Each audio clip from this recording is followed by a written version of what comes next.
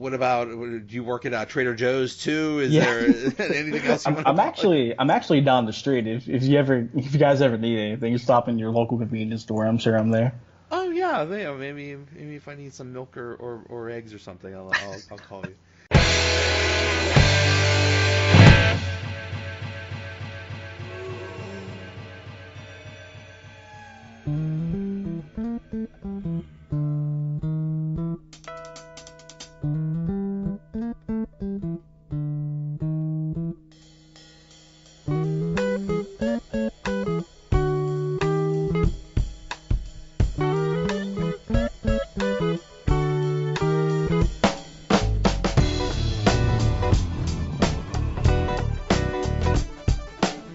Hello, welcome to another episode of the Donut Bag. This is Steelers post-game reaction. Steelers win 30-27 over the Buccaneers, get their first win. All is right with the world. I talk about it with Donnie Druin from Steel Curtain Steelers blog and Pylon to Pylon podcast. So let's get this started. All right, the Steeler game just ended, and to talk about it is I have Donnie Druin. He is a contributor to Steel Curtain, STILL, contributor to NFL Spin Zone and NFL Analysis Net, and the host of the Pylon to Pylon podcast. You're doing too many things, man. Yeah, I know. It's really hard to fit in all that stuff in my Twitter bio. How you doing, Joey? I'm much better now that the Steelers win. Oh my goodness, it's about time, isn't it? Man, first win of the season, and they didn't make it easy. 30-27, and holy crap! At halftime, I predicted they were going to score 60 points. I think they scored 0 just to spite me or something. Oh yeah, they were completely silent in the second half for whatever reason. You know, Lord knows this team can't, just pull away with a football game. They're always going to make it interesting, don't they?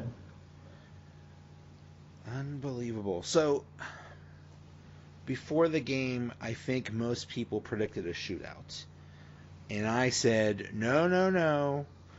Fitzpatrick is the bubble's gonna burst. He's gonna turn into a pumpkin. Fitzmagic is gonna go away finally. And at least in the first half, I was right. Yeah, you were very right in the first half. He definitely came back down to earth. And what a surprise! It was the Steelers' defense that did it out of everybody. He played two extremely good defenses in the first 2 weeks when you talk about the Saints and the Eagles, but for a team like us to do it, it was really by surprise. First half, 30-10, they looked to be in control. The defense was looking good. They were causing all kinds of problems for Fitzpatrick, causing him to intercept. And then the second half, if the offense just scored a few points, if they scored 10 points, this game would have been out of hand. Yeah, and I noticed you said on Twitter, like, when does the Chris Boswell missed kick start to come into play? Because he had that mixed extra point, and then he had, the missed field goal tonight. And, luckily the Steelers were able to pull away with a game like that. And I'm not hating on Chris Boswell at all, but at the same time, you kind of need to sit down and think, when does that stuff actually come around and, hurt us? I think it's time to hate on Chris Boswell. I think it's a major concern. This is every game now. Every game he's screwed up. And he's definitely not a guy that, just takes the money and says, I can dilly-dabby around here now that I got paid. I don't see him as that kind of player at all, but I'm just not sure what's wrong with him, Joey. And I don't know if it's something wrong with his head or, he's just not kicking right this well. I will say the conditions for him kicking-wise haven't been ideal, but he's better than that. He's proved he's better than that, and that's why he got paid this year. I think the first game in Cleveland, you could have blamed the conditions. Perfectly understandable. It was a downpour. He misses the field goal, and they would have won the game instead of tying it. Okay, fine. But he missed a field goal against Kansas City. Here he missed an extra point and a field goal, and that almost cost the game. I mean, Tampa had the ball toward the end of the game, and all they needed to do was score a field goal to tie the game, and it very nearly happened. So it's time to be concerned. Yeah, it is, and kind of to the opposite point, I was really concerned about Jordan Berry after the poor performances we saw in the past couple of weeks. But I do think he redeemed himself tonight with the few couple clutch punts he had that pinned him down deep. Yeah, it's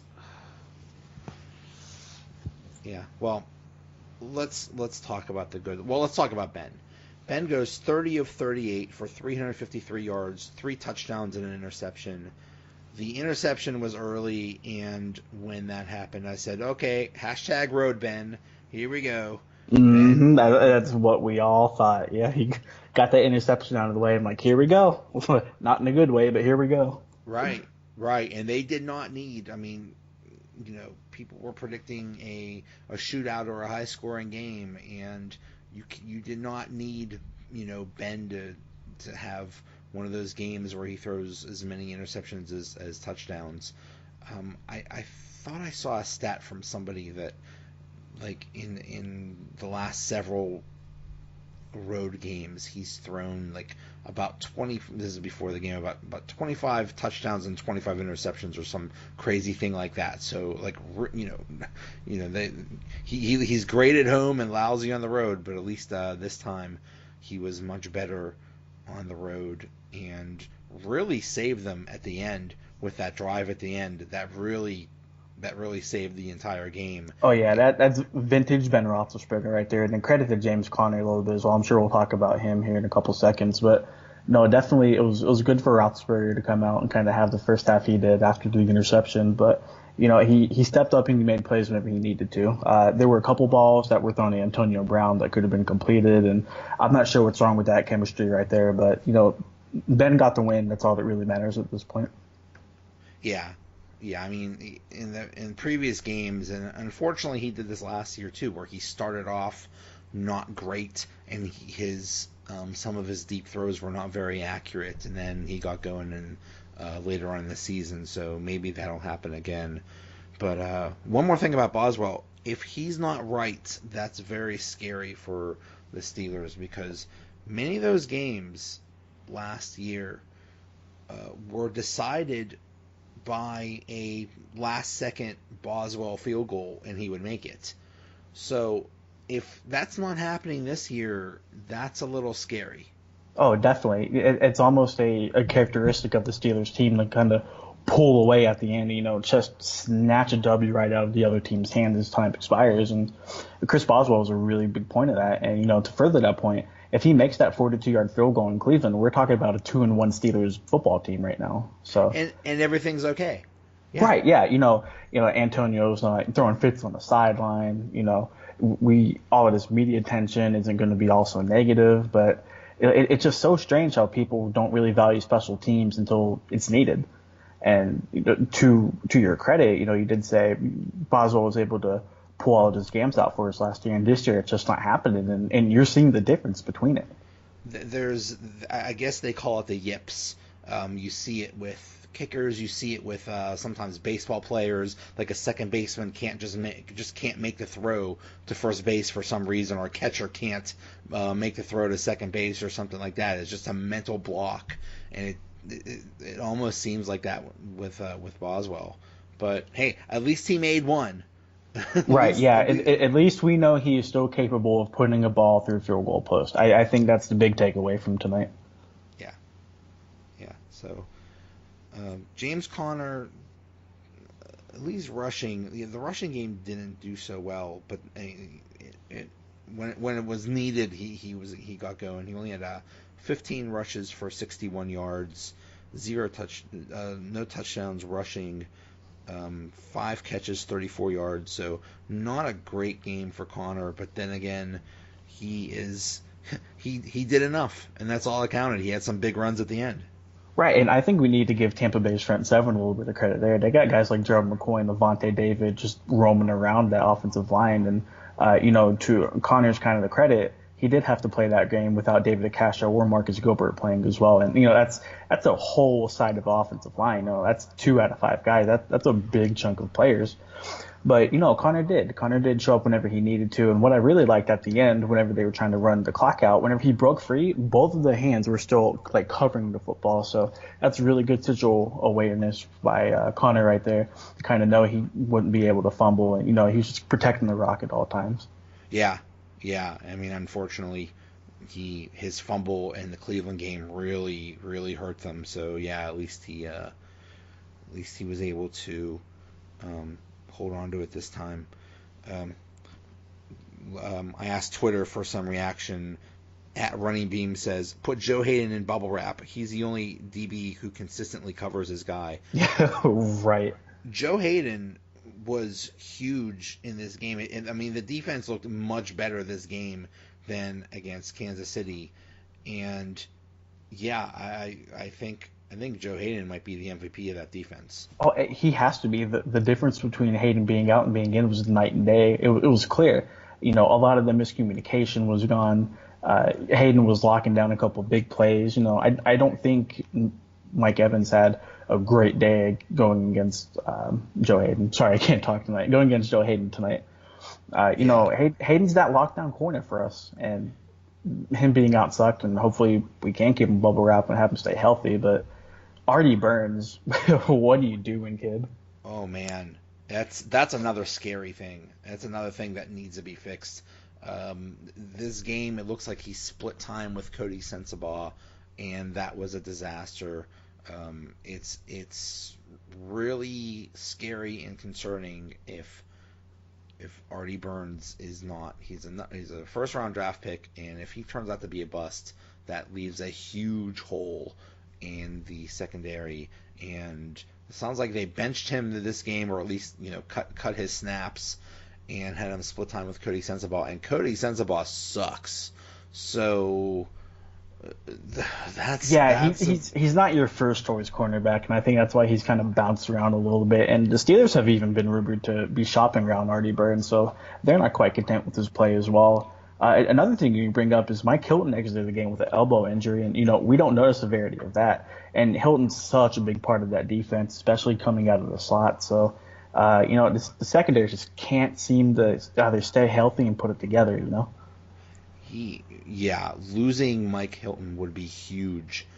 So hopefully he's okay. Hopefully that's just a minor thing. Yeah, because I guess Sutton came in for him, but still, Hilton is another huge part of that defense.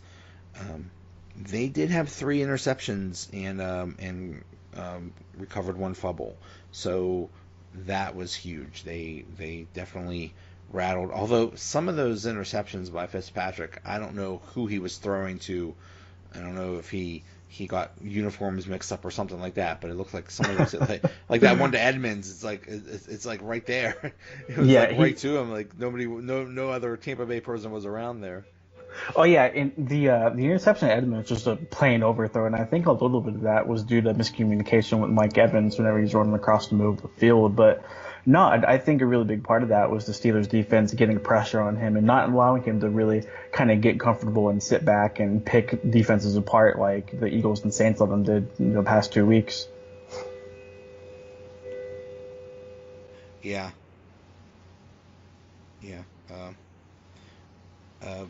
There's somebody, Mark Hagelauer, who's on the podcast a lot. He was actually down in Tampa. He made the trip down there, and he basically said, first half awesome, second half just okay. I mean, just I don't know. I don't know what happens. I mean, you see it so many times where you get a big lead, and then you just say, oh, well, I guess we don't need to score anymore. And I know that's not the philosophy, but it's like they let the foot off the gas a little bit, and it usually ends up in a disaster. Oh, they definitely did. You saw that in the second half whenever the Steelers defense started playing that kind of soft zone coverage where, they were playing that bend, don't break defense, and they were giving up those little 10, 15-yard passing plays. Well, eventually that builds up, and next thing you know, the Buccaneers are down at the end zone. And, they kind of cut off guard a little bit with the deep passes to Mike Evans, one for the touchdown, then the other, just near the goal line. But, yeah, they definitely got to contend. I think a little bit of that falls on Randy Fichtner. A little bit of that falls on Tomlin for not making, the right second half adjustments. But I think most of it falls on the players, I think at a certain point you kind of get comfortable and you don't want to necessarily go play as hard. You don't want to make that little extra effort. Like on the touchdown, whenever Mike Evans